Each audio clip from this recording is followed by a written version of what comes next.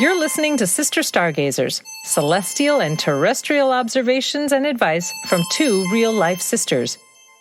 Welcome, fellow stargazers. Your sisters are in the house. Hello, Jude. Hey, Sarah. How's it going? I think it's going pretty good. I'm happy to be here. Oh my gosh, Siri's back. We know you're happy to be here, Siri. Oh my goodness. How odd. Siri's our happy android in the house. But we were marveling that we're at episode 40 here in mid-June. This is for the week of Sunday, June 12th through Saturday, June 18th. And we've been talking off mic about some really powerful, interesting aspects. And what should we start with? Well, we can just acknowledge that this is going to be a full moon week. And many of the aspects of the full moon have already been in play the week before. For example, Mercury, Trine, Pluto.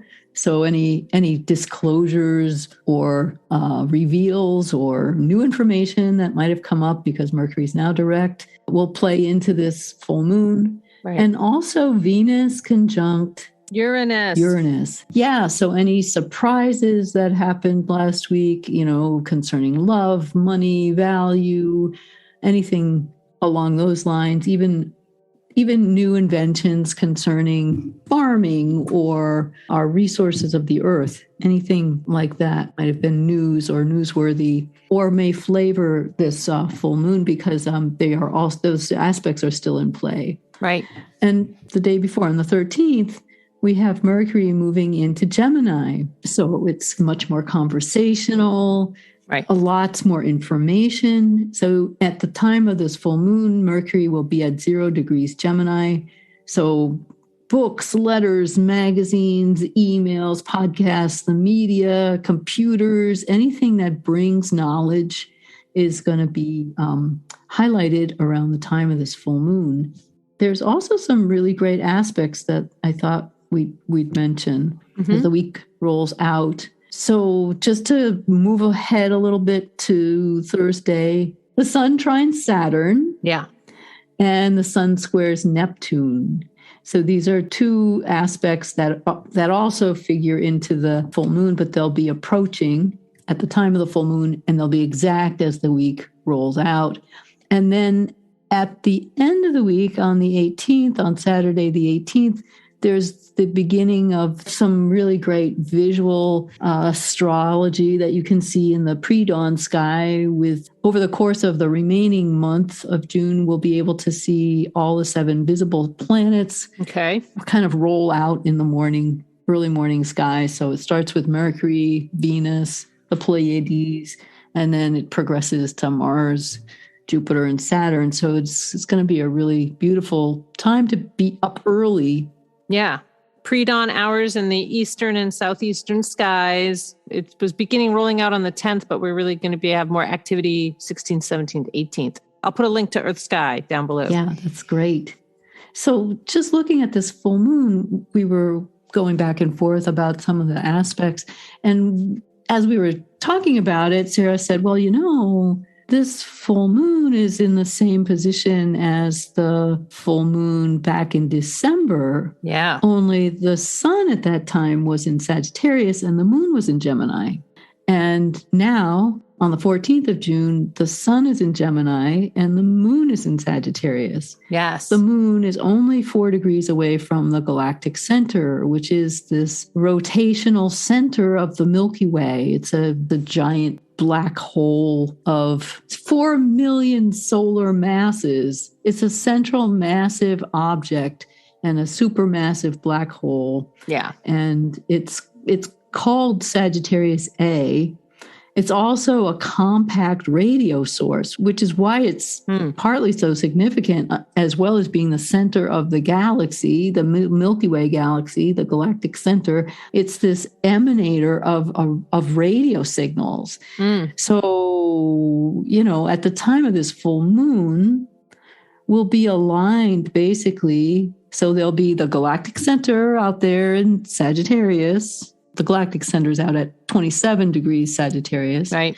And then, disregarding all of the other planets in between the Galactic Center and the moon, there'll be a lineup between the galactic center, and then our moon, and then our Earth, and then our sun will be in alignment. And you know what that means from yoga or from sitting in a chair, from all the chair sitting we've been doing in the last 2 years, align your shoulders to your hips, to your knees, so there's this straightness about that. There's this unfolding about that. So whatever is out there at that time of this full moon at 7:52 in the morning of June 14th, this is Eastern time in North America, whatever's out there is broadcasting. And if we pull up our antenna, if we just be sitting and aligned with that, we might be able to pick up some information because the sun's in Gemini and the moon's in Sagittarius, and we might be able to pick up some information that we can use. There's something really special about this particular lunation, this full moon, that you can also use as a kind of a springboard, both forward and back. So go back to December 18th, 2021, and look at where you were. And look at what kind of information you were processing. And we're talking specifically about December 18th, 2021, because when you mentioned Galactic Center, I thought, wait a minute, we've had a full moon with the Galactic Center before, which was 6 months ago. And I pulled up that episode, and just to kind of give some context, the sun and the moon were in opposite signs than they are now. So the sun was in Sagittarius, the moon was in Gemini, but they were conjunct again, the Galactic Center. So when we're talking about going back to December, what you're bringing up now about that time back there, comparing it or reflecting it to this time now, because it's a similar alignment. You can compare and contrast, right? You can also look at what you were thinking about doing then, or what information you were picking up. Like maybe it was about how you needed to change somehow, how you needed to reorient, because that lunation was also really close to the solstice. How you needed to orient to a new season. What plan or what information do you need to make the next steps? Well, I love how you shared that Gemini, the sign of Gemini, is about kind of collecting and gathering information, and Sagittarius is about applying that information into knowledge to make a plan. So it seems like a perfect partnership of gathering and applying. And then also like aligning, because we have this additional source. In December, the sun was aligned with the Galactic Center. Our consciousness was aligning with the Galactic Center. And now our unconscious is aligning with the Galactic Center. So the moon. So the moon is in alignment with the Galactic Center at this lunation. So it's really kind of asking us, what have we done in the last 6 months to move ourselves forward? And are we moving in a direction that brings us more joy? And I think that's also what Venus conjunct Uranus is about. In Taurus, what brings us more joy? What brings us more health, more wealth, more fulfillment? And as the Venus moves through Taurus, she's also, and we talked about this last episode, she's aligning with Pallas Athene, and then she's aligning with the North Node. So Venus is the mover and shaker here. She's hitting on all of these archetypal principles of our dedication, our strategy, and our evolutionary focus in Taurus, North Node in Taurus, which were part of the last lunation, right? So we're really working with a lot of principles here. There is a cautionary note. Let's segue to the cautionary note of this week. Go for it. So the cautionary note is Mars is moving through Aries, and was last, a lot of damage that he did when he moved over Jupiter through the Aries point. That was the weekend of so many, across the country, so many shootings. I mean, it was just crazy alignment there. But Mars in Aries is very activating, we could say. It's a short fuse, we could say, and now Mars is meeting up with Chiron in Aries. And Chiron in Aries is about a healing for and of the self. And it can also be a wounding of the self. So self-crimination, self-affliction, passive-aggressive projection, really full-on projection. Like, I didn't do that, you did it. It's like, no, clearly you did it. No, you did it. Again, not taking responsibility. Mars is kind of ready to just jump and push outwardly. His anger, his lack of center, basically. Yeah. And Chiron is, that can be either healing if we take the responsibility for ourselves and look at it fully and integrate it. That can be healing, or it can be wounding if we're pushing it out there in the world. Yeah. It's making a semi-sextile to Uranus and Juno. Yes. Yep. Yeah, the asteroid goddess of partnership. So we might be looking at our partners and taking things out on them as well as ourselves, or projecting things onto others. Yeah. Mars with semi-sextile to Uranus, which can be brilliant. Yeah. It can take all of the fire and the energy of Uranus and just do good work. Do good work, right? Exactly. Yeah. Or it can, it can kind of be a simmering boil that just doesn't move very far out of the pan, or it catches the house on fire. Yeah. It's like that kind of thing. You mentioned it was also square to Ceres. Yes, Ceres is the asteroid goddess of harvest and grain. And she's also about grief and the process of recovery from grief and recovery from the grieving of death. Yeah. So there might be issues around, how do we go forward? Yeah.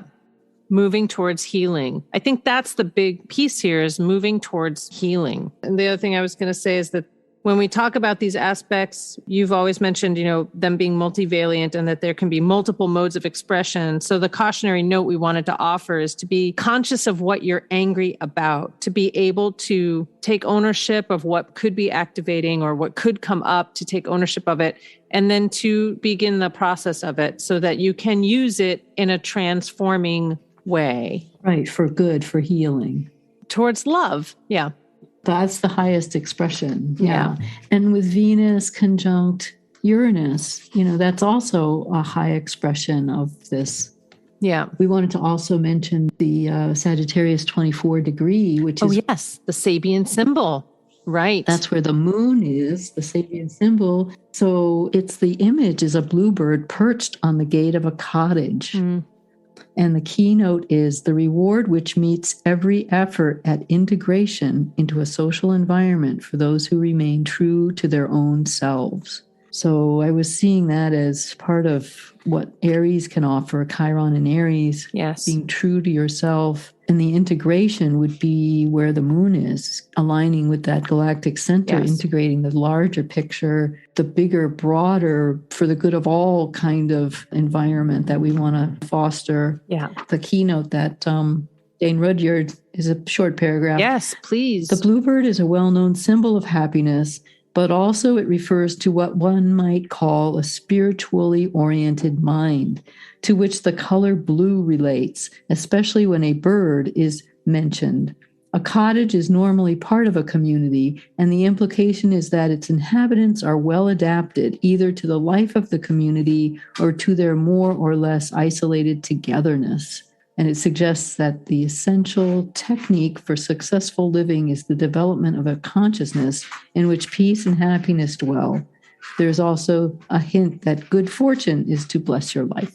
I mean, I take away from that, between the spiritually oriented mind and the development of consciousness is how we're going to be able to transform whatever negative or triggering actions in this Mars Aries conjunct Chiron wounded warrior energy to be for the benefit of yourself and for others, that it doesn't have to be a destructive force. It can be actually a transformative force, which, if I could segue then to the cards this week, 2 tarot cards fell out. And then shout out to my friend Kim out in Oregon, who inspired me to get a new deck, an oracle deck called the Divine Feminine. But to start, the tarot, the Page of Cups has come up before for us. Remember, too, there's a fish coming out of the Page of Cups cup. Right. The fish is rising up out of the cup. The cup is a container for water, which is the emotion. So I've always seen that card of the rising of the emotion. And it's almost like, catching it, like you catch an emotional, it just kind of comes up, it's like an emotion. So at the time of this lunation, this full moon,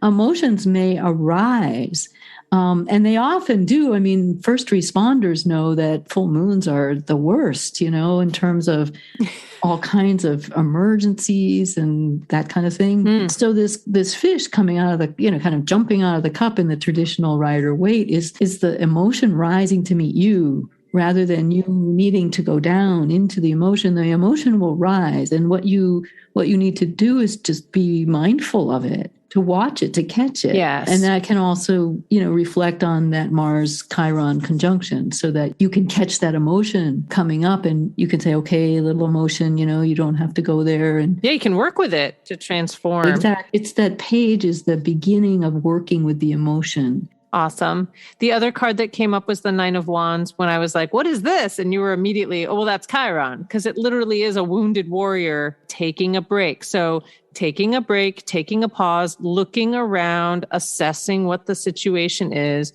so that you can probably use the Page of Cups energy to give it some thought, give it some attention. Yeah, absolutely. I mean, all those wands are also like, they're all lined up behind this person. And this person is just like all bandaged and like so weary with holding on to this one wand. It's just like, whoa, all these issues, man. These issues, whoa. Yeah. And they're all lined up behind this person, all these issues. What do I do with all these issues? Yeah. And there's a lack of creativity in that card. It's just it's weary. It's worn out. Yeah, for sure. That's a caution as well. Yeah, I totally saw that as being Chiron. It's just like you are exhausted. Go lie down. And that could be also just something that you need to do more of at this time. And for these couple of days before the full moon and after the full moon, just rest. Yes. That's also really good. Yes. Then this last card that we just want to end on a high note, a positive note, which is from this Divine Feminine Oracle deck by Meggan Watterson.